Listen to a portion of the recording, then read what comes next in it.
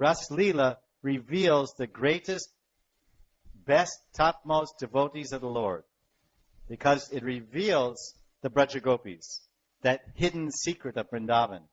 Vrindavan is hidden in the Bhagavatam and manifests in the 10th canto.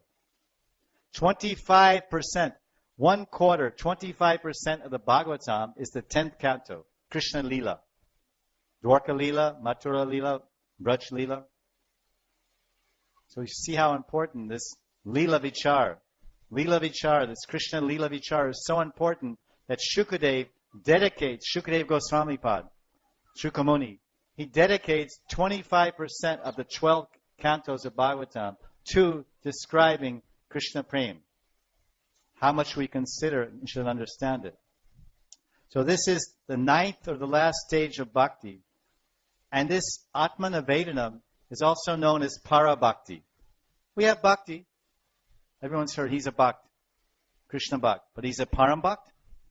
As you know, Param means upper. Top, topmost. The best, the ultimate, the zenith, the peak of devotion. This is what it means, Parabhakti. So that you can have bhakti, but not Parabhakti. There's so many divisions. There's Karma Mishra Bhakti, Gyan Mishra Bhakti. There's Dasya Bhakti. There's Sakya, Vatsalya Bhakti. Then there's Madhurya Bhakti. So this Atma Nivedanam, this last stage of devotion of the gopis, represents Parabhakti. And that's mentioned in Bhagavatam. This is the topmost expression. The highest expression of love of God is called Parabhakti or Braj Bhakti. And this is what the gopis are exemplifying. And when do you see that? When do you see the gopis exhibiting this Atma Nivedanam? In the Ras Leela, the very beginning of Ras Leela, Krishna plays his flute. Bansuri Naad.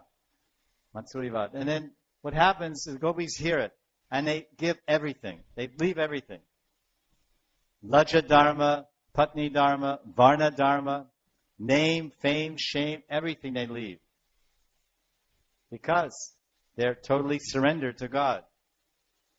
Because they understand the real identity of God. He is the supreme Swami, the supreme husband.